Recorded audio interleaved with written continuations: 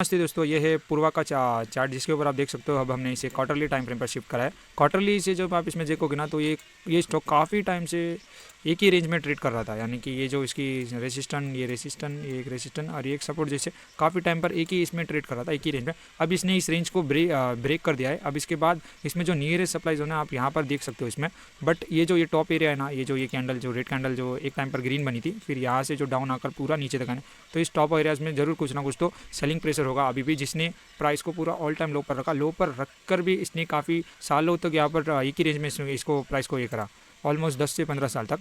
अब इस स्टॉक्स ने रिसेंटली, ये मंथली का टाइम फ्रेम है, रिसेंटली इसने एक अच्छे सप्लाई जोन को ब्रीच कर दिया है। अब इसके अंदर जो नियरेस्ट सप्लाई जोन है यही एक टॉप एरिया है 300 रुपीज़ का, और नियरेस्ट ये वाला एरिया तो ऑलरेडी आप देख सकते हो कि आप पीएस हो चुका है, इवन क्लोजिंग भी आ चुकी है अबाउ, सॉरी क्लोजिंग नहीं, क्योंकि एक लाइव कैंडल है मंथली की, इसके लिए वीकली पर देखोगे तो इसकी क्लोजिंग आ चुकी है। वीकली पर ये वाले डिमांड जोन में आने वाला है। ये वाले आया तो नहीं, क्योंकि इसके रिलेटेड यहाँ पर एक कुछ ना कुछ है जिसने उस मंथली के डिमांड जोन को ऊपर क्लोजिंग करी थी। ये जो दो गैप के बीच में आप देखोगे तो डाउन आके फिर अब गई है। ओके, अब वीकली पर ट्रेंड अप है, ईएमए सपोर्ट है, मंथली पर भी ट्रेंड अप है, क्वार्टरली पर भी ट्रेंड अप है। इसने रेंज भी ब्रेक करी जिससे बुलिश लग रहा है। तो अब इसका टारगेट की बात करें तो अब हम आपको इसके अंदर टारगेट दिखा दें।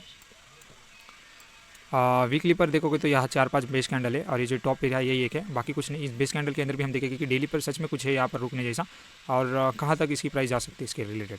ओके, पहले हम टारगेट की बात करते हैं, इसके बाद हम एंट्री एसएल की बात करेंगे। अब आप चेक करोगे इसके अंदर तो ऑलमोस्ट,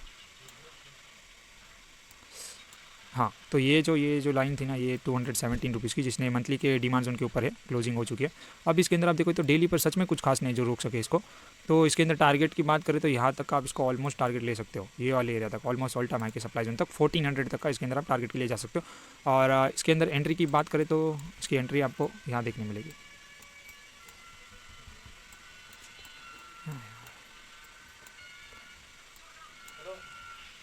हाँ, तो एंट्री इसकी ये है, आप देखोगे तो ये जो डेली का डिमांड जोन है जिसके अंदर आज एंट्री मिली थी, इसी डेली के डिमांड जोन ने मंथली के सप्लाई जोन के ऊपर क्लोजिंग दी थी, जो इस हिसाब से, जैसा कि हमने इसको वीकली पर डिस्कस करा था, यही डेली के डिमांड जोन ने, और इसने मंथली के सप्लाई जोन के ऊपर क्लोजिंग दी थी जिसने पीएस करा था। अब इसके रिलेटेड आपको ऑलमोस्ट 400 तक का टारगेट है। तो आप देखो 200 रुपीज़ का स्टॉक्स 417 रुपीज़ तक का टारगेट है, ऑलमोस्ट 210 रुपीज़ पॉइंट का इसके अंदर आपको टारगेट देखने मिल सकता है।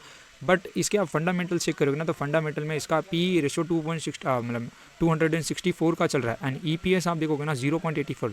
तो हालांकि ये काफ़ी कम होगा कि अर्निंग पर शेयर्स काफ़ी कम है, 1 रुपया भी नहीं। और प्राइस टू इक्विटी, यानी कि आप जिसके अंदर देखोगे कि 1 रुपया, यहाँ 1 रुपये कमाने के लिए कंपनी कितना रुपये खर्चा कर रही है, उसके हिसाब से इसके फंडामेंटल्स थोड़े वीक लगते हैं मुझे। अगर आप इसके अंदर टेक्निकल्स के हिसाब से जाओगे तो ये लॉन्ग टर्म के लिए तो अच्छा लग रहा है, चार्ट एक्सेट्रा, बट इसके फंडामेंटल भी आपको देखने जरूरी है। अगर आप अपने रिसर्च एनालिस्ट या अपनी खुद की रिसर्च करके इसके अंदर एंट्री ले। बाकी के लिए कुछ नहीं, आज के लिए इतना ही। ट्रेड बेल ट्रेड सेफ ऐसे ही वीडियोस देखने के लिए हमें फॉलो करें। Thank you so much guys.